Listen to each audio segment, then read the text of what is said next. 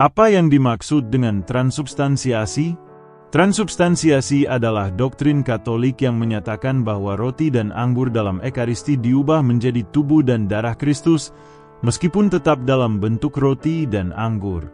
Transubstansiasi adalah doktrin penting dalam Gereja Katolik yang merujuk pada perubahan esensial roti dan anggur menjadi tubuh dan darah Yesus Kristus selama perayaan Ekaristi.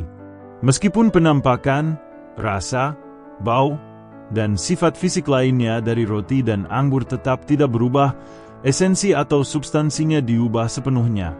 Inilah yang menjadi dasar keyakinan bahwa Kristus sungguh hadir secara nyata dan utuh dalam Ekaristi. 1. Asal-usul dan dasar Alkitabiah. Dasar Alkitabiah dari doktrin ini terletak pada kata-kata Yesus sendiri dalam perjamuan terakhir, seperti yang tercatat dalam Injil Matius 26:28, "Ambillah, makanlah, inilah tubuhku."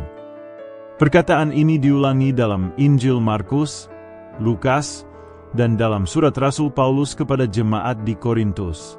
Yesus memberikan roti dan anggur kepada para murid, tetapi dengan jelas menyatakan bahwa itu adalah tubuh dan darahnya. Gereja Katolik percaya bahwa ketika Yesus mengatakan, "Inilah tubuhku," Ia tidak berbicara secara simbolis. Sebaliknya, ini adalah penegasan akan realitas rohani bahwa roti dan anggur diubah menjadi tubuh dan darahnya. Kata-kata Yesus ini menjadi dasar yang sangat penting bagi doktrin transubstansiasi. 2. Pengertian filosofis.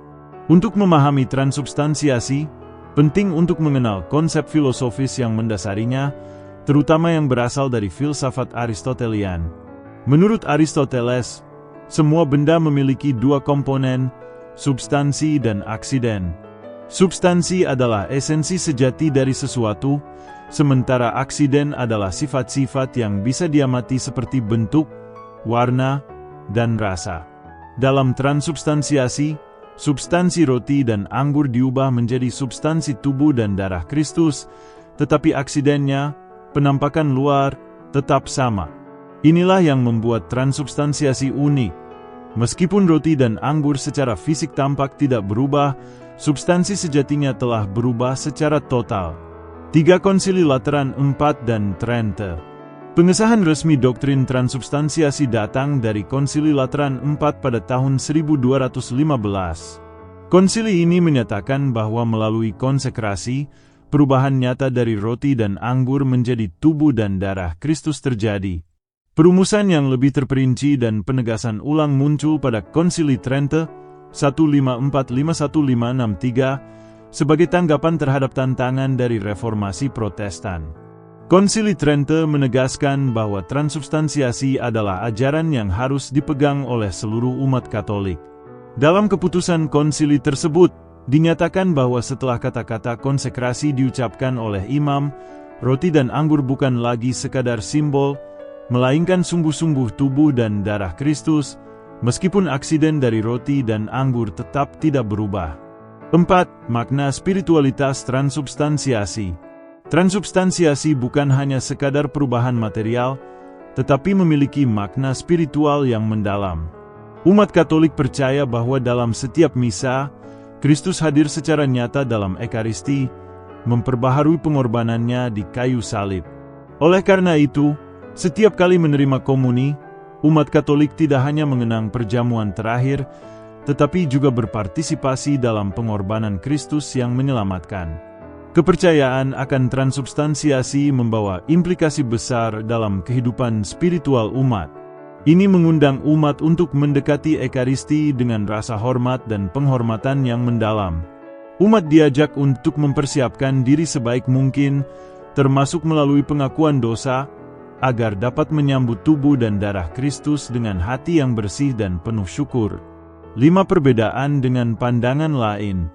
Berbeda dengan Gereja Katolik, banyak denominasi Protestan mengartikan kata-kata Yesus dalam perjamuan terakhir secara simbolis.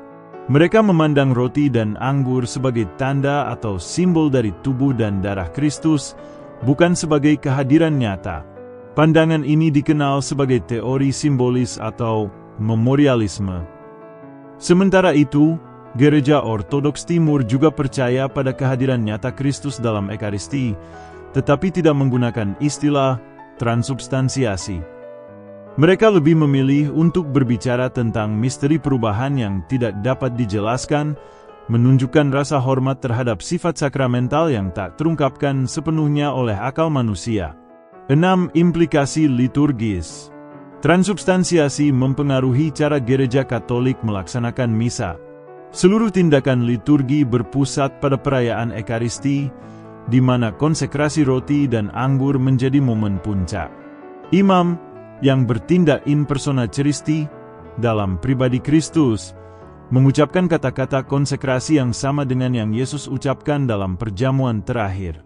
Umat juga diwajibkan untuk menunjukkan penghormatan saat mendekati altar, misalnya dengan berlutut atau membungkukkan badan, sebagai tanda kesadaran akan kehadiran Tuhan yang kudus. Selain itu, penggunaan tabernakel di dalam gereja adalah salah satu cara menjaga kehadiran sakramental Kristus setelah misa selesai. 7. Tantangan dan pertanyaan modern. Meskipun transubstansiasi telah lama menjadi doktrin inti, di zaman modern ini muncul tantangan berupa skeptisisme dan kurangnya pemahaman di antara sebagian umat. Beberapa umat mungkin merasa sulit memahami bagaimana perubahan esensial dapat terjadi tanpa perubahan aksiden yang terlihat. Gereja berusaha mengatasi tantangan ini dengan pendidikan iman, homili yang menjelaskan makna Ekaristi, dan devosi khusus seperti adorasi sakramen Maha Kudus. Paus Yohanes Paulus II dan para paus setelahnya juga menekankan pentingnya menghidupkan kembali pemahaman dan penghormatan terhadap Ekaristi sebagai pusat dan puncak kehidupan Kristiani. 8. Kesimpulan. Transubstansiasi adalah misteri iman yang mengundang umat Katolik untuk memahami bahwa dalam setiap perayaan Ekaristi, Kristus hadir secara nyata, bukan hanya secara simbolis. Doktrin ini menggambarkan pengorbanan kasih Yesus yang tiada tara, yang terus dihadirkan kembali di altar. Meskipun konsep ini mungkin sulit dipahami secara logis, Gereja mengajarkan bahwa iman adalah kunci untuk menerima kebenaran misteri ini.